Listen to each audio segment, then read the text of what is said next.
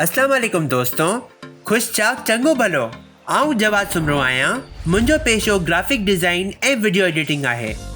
आऊं हर क़िस्म जी डिज़ाइनिंग कंदो आहियां, जंहिंमें शामिल आहिनि लोगोस, ब्रोशर्स, न्यूज़लेटर्स वग़ैरह। ऐं हर क़िस्म जा वीडियोस ठाहींदो आहियां, इवेंट वीडियोस, कॉन्फ्रेंसिस, प्रोमोस वग़ैरह। जे तव्हां पंहिंजी कंपनी लाइ ब्रांडिंग ऐं मार्केटिंग कराइणु चाहियो था त मूंखे मैसेज या ईमेल ज़रूरु कजो। उहे जे तव्हां मुंहिंजे चैनल में नया आहियो त मुंहिंजे चैनल खे सब्सक्राइब ज़रूरु कजो। ऐं जे तव्हां मुंहिंजा सब्सक्राइबर पहिरीं खां ई आहियो त मुंहिंजे चैनल ॾांहुं भलेकार।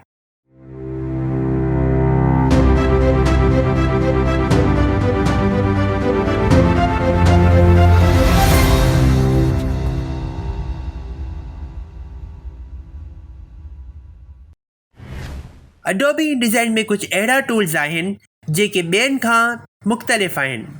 ख़ैर, InDesign में कुछ अहिड़ा टूल्स आहिनि जेके ॾिसण सां लॻंदो आहे त ही कंहिं कम जा न आहिनि, पर उहे टूल्स InDesign में ज़रूरु कंहिं ख़ासि कम लाइ मौजूदु आहिनि। पर जीअं तव्हां उन खे इस्तेमालु करणु शुरू कंदा आहियो त उहे असांजी ज़िंदगी जा हिसा ठही वेंदा आहिनि। हिन ट्यूटोरियल में आऊं InDesign जे टूल्स खे हाईलाइट कंदसि जेके घणनि माण्हुनि खे नाहे ख़बर। उहो आहे गैप टूल। इहो को मामूली टूल न आहे, इहो उन खां बि बहितर आहे। जीअं त असां का बि ऑब्जेक्ट्स या इमेजिस पेज ते रखंदा आहियूं, घणो करे उन्हनि जा स्पेसिस हेठि मथे करे छॾंदा आहियूं। गैप टूल खे इस्तेमालु करण सां असां हिननि गैप्स खे आराम सां मेंटेन करे सघूं था ऐं पूरे लेआउट खे आसानी सां बैलेंस करे सघूं था। तक़रीबन ही वर्क फ्लो खे आसान बणाईंदो आहे। ॾिसणु चाहियो था त आऊं इहो कीअं कयो? गैप टूल जे बारे में वधीक ॼाणण लाइ इहो पूरो वीडियो तव्हां ज़रूरु ॾिसिजो। गैप टूल छा आहे? गैप कहिड़ी बि शइ जो दरमियानी फ़ासिलो हूंदो आहे। शायदि कंहिं वक़्तु तव्हांखे साॻिए गैप साइज़ में ॿिनि या वधीक ऑब्जेक्ट्स जो साइज़ बदिलणु चाहींदा। हिन सूरत में गैप टूल मुनासिब टूल आहे। गैप टूल कंहिं बि ऑब्जेक्ट जो विड्थ ऐं हाइट आसानी सां बदिले सघे थो, हुन जे विच जे स्पेस खे बि मेंटेन रखे। इहो हिकिड़े लाइन में मुख़्तलिफ़ ऑब्जेक्ट्स खे बि रिसाइज़ कंदो आहे ऐं हिन जा गैप फिक्स रहंदा आहिनि। इहो तरीक़ो लेआउट्स खे एडजस्ट करण ऐं स्पेस मेंटेन करण में 2 हथ अॻियां आहे। गैप टूल ऑब्जेक्ट जो विचो गैप एडजस्ट कंदो आहे, चाहे उहो ऑब्जेक्ट हेठि हुजे, पासे में हुजे या पेज जे किनारे ताईं हुजे। इहो ॿिन्ही हॉरिज़ॉन्टल ऐं वर्टिकल डायरेक्शन में कमु कंदो आहे त जीअं InDesign डॉक्यूमेंट में फ्लूइड लेआउट्स ठही सघनि। त हिन टूल सां तव्हां घणो कुझु करे सघो था। मुख़्तसिरा 2 या वधीक ऑब्जेक्ट जे साइज़ खे एडजस्ट करण जो तेज़ तरीक़ो गैप टूल आहे। गैप टूल कीअं इस्तेमालु कबो आहे? सभ खां पहिरीं नयो डॉक्यूमेंट ठाहियो। उन जे लाइ फाइल ते वञो, न्यू डॉक्यूमेंट। शॉर्टकट की आहे Ctrl+N। पहिरीं हिन पेज ते कुझु ऑब्जेक्ट्स था ठाहियूं। हाणे मां हिते स्क्वायर थो ठाहियां।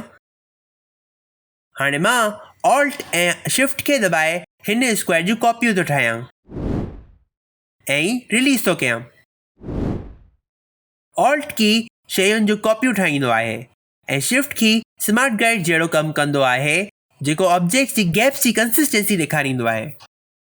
जे तव्हां स्मार्ट गाइड जे बारे में वधीक ॼाणणु चाहियो था त उन जो लिंक मां डिस्क्रिप्शन में रखी वरितो आहे।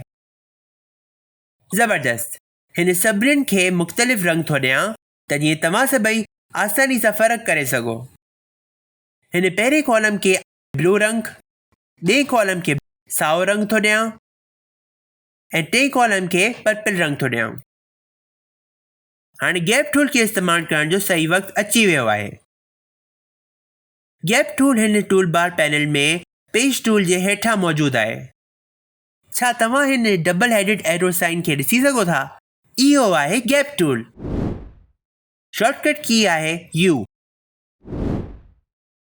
जे तव्हांजो टूल बार ईअं न पियो ॾिसण में अचे, पोइ हिन टूल बार जे किनारे ते डबल एरोस खे ॾिसो हिते क्लिक करे हिन टूल बार खे फुल व्यू ऐं हाफ व्यू में टॉगल करे सघो था। गैप टूल खे खणो ऐं हिते खणी अचो। हाणे ॾिसो त हिन कर्सर जी निशानी double headed gap tool icon में बदिलजी वई आहे।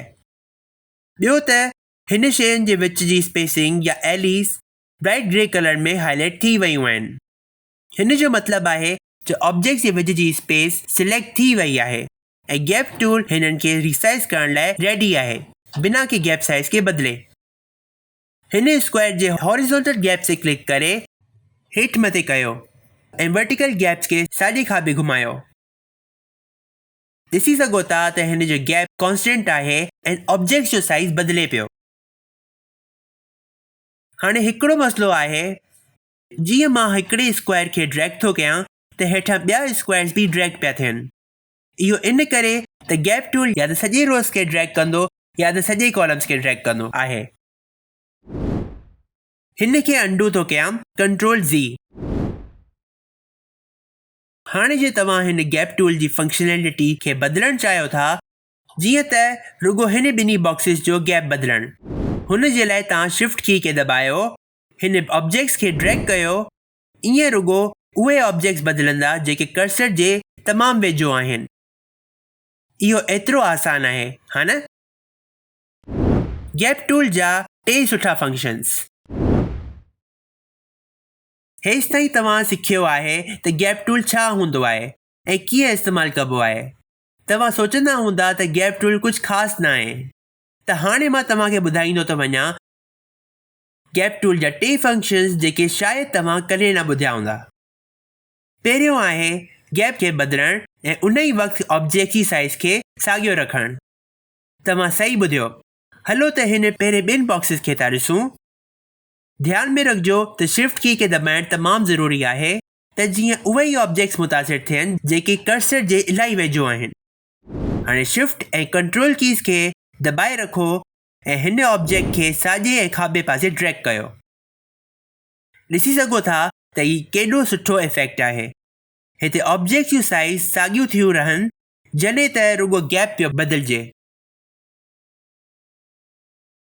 ॿियो आहे ऑब्जेक्ट्स खे सिफ़े ते हिलाइणु बिना के ऑब्जेक्ट जी साइज़ ऐं गैप साइज़ खे बदिले। फ़र्ज़ करियो त खाॿे पासे विच में हिन ॿिन्ही स्क्वायर्स खे था खणूं। शिफ्ट ऐं ऑल्ट की खे दॿाए हिन ॿिन्ही बॉक्सिस खे साॼे खाॿे घुमायो। तव्हां हिननि खे हेठि मथे बि घुमाए सघो था।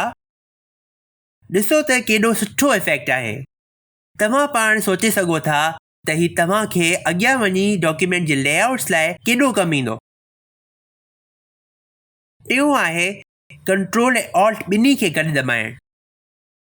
ज़ाहिर सी ॻाल्हि आहे शिफ्ट की खे बि दॿाइजो त जीअं रुगो उहे ई ऑब्जेक्ट्स मुतासिर थियनि जेको कर्सर जे वेझो आहिनि। शिफ्ट कंट्रोल ऐं ऑल्ट की खे दॿाए हिन हेठे बॉक्सिस खे ड्रैग करियो। तव्हां ॾिसी सघो था त हिन ऑब्जेक्ट्स जी साइज़ साॻी रहे पई ऐं इन जा गैप्स बदिलनि पिया। हिननि ऑब्जेक्ट्स जो गैप घटि में घटि 0 पिक्सल थी सघे थो। जे तव्हां रुगो पहिरें 2 कॉलम्स खे था बदिलणु चाहियो त पोइ शिफ्ट की खे दॿाइण जी को ज़रूरत कोन्हे। रुगो कंट्रोल ऐं ऑल्ट की खे दॿाए हिन ऑब्जेक्ट्स खे किथे बि ड्रैग करे सघो था। हलो हिकिड़ो चकर भेरो था ॾियूं। कंट्रोल की खे दॿाइण सां रुगो गैप साइज़ बदिलंदो, बाक़ी ऑब्जेक्ट्स जी माप साॻी रहंदी। ऑल्ट की खे दॿाइण सां सिफ़े ते रुगो शयूं घुमंदियूं ऐं को गैप साइज़ या ऑब्जेक्ट साइज़ न बदिलंदी। कंट्रोल ऐं ऑल्ट की ॿिन्ही खे गॾु दॿाइण सां सिफ़े ते शयूं घुमंदियूं ऐं रुगो गैप साइज़ बदिलंदी, न के ऑब्जेक्ट साइज़। ग्रुप्स ते गैप टूल इस्तेमालु करणु। हाणे गैप टूल जो इहो फंक्शन थोरो मुख़्तलिफ़ आहे। उन जो बि वॾो सबबु आहे छो त आम हालत में गैप टूल सिफ़े जे हर हिकु ऑब्जेक्ट खे ॾिसी मुनासिब गैप ॻोल्हींदो आहे। जॾहिं ॻाल्हि अचे थी गैप टूल ते त हीउ सॼे ग्रुप खे हिकिड़ो ऑब्जेक्ट सम्झंदो आहे ऐं जे तव्हां गैप बदिलण जी कोशिशि कंदा त पूरो ग्रुप रिसाइज़ थींदो, हिकिड़े यूनिट वांगुरु घुमंदो। हिन सूरत में जेके बॉक्सिस मूं पहिरियां ठाहिया हुआ उहे ग्रुप्ड न हुआ, जंहिंजो मतिलबु आहे स्क्वायर जी कॉपीज़ रोज़ ऐं कॉलम जी तरतीब में। जे आउं कुझु स्क्वायर्स खे ग्रुप कंदसि त इहो गैप टूल कीअं कमु कंदो। हलो त ॾिसूं था। सभिनि खां पहिरीं आउं हिन सभिनी स्क्वायर्स खे डिलीट थो कयां। मां नया स्क्वायर्स 5 रोज़ ऐं 4 कॉलम्स में थो ठाहियां त जीअं सिफ़े ते पूरा अचनि। हलो त हिन पहिरीं कॉलम खे ग्रीन कलर था ॾियूं, ॿिए कॉलम खे ब्लू, टे कॉलम खे रेड ऐं आख़िरी कॉलम खे पर्पल। हलो त हिननि नवनि ब्लॉक्स खे ग्रुप था कयूं। बॉक्सिस खे सिलेक्ट करियो, राइट क्लिक करियो ऐं ग्रुप चूंडियो। शॉर्टकट की आहे Ctrl+G। जे तव्हांखे अनग्रुप करणो हुजे त राइट क्लिक करे अनग्रुप खे खणो। शॉर्टकट की आहे Ctrl+Shift+G। खैर मां त हिननि खे ग्रुप में ई थो रखां। हिन मथे 6 ब्लॉक्स खे ग्रुप था कयूं, हिन ॿिनी ब्लॉक्स खे बि ग्रुप था कयूं ऐं हिन टिनी ब्लॉक्स खे बि। हिन ग्रुप ब्लॉक्स ते गैप टूल तो इस्तेमाल करियां। जीअं मां हिननि रोज़ ऐं कॉलम्स ते माउस खणी पियो अचां त ॾिसो ही पूरो कॉलम हाईलाइट न पियो थिए ऐं ना ही पूरो रो। त जीअं मां गैप टूल इस्तेमाल कंदसि त रुगो ग्रुप्स बदिलंदा, ना कि हिकिड़ो ऑब्जेक्ट। बहरहाल जे तव्हां हिन ॿिनी ग्रुप्स जे विच में गैप टूल इस्तेमाल कंदा त ॿई ग्रुप्स तब्दील थींदा, उहो बि हर ग्रुप पंहिंजी गैप खे साॻियो रखंदे हुए। काफ़ी ज़बरदस्त फीचर आहे, हा न? तव्हां चाहियो त कंट्रोल की, ऑल्ट की या ॿई गॾु दॿाए सघो था त जीअं ओड़ो ई कमु कनि जेको थोरी देरि पहिरीं मूं तव्हांखे सम्झायो हो। उन खां पोइ बि गैप टूल ग्रुप जा रूल्स नथा टोड़े सघनि जेसि ताईं असां पाण हुननि ऑब्जेक्ट्स खे अनग्रुप न कयूं।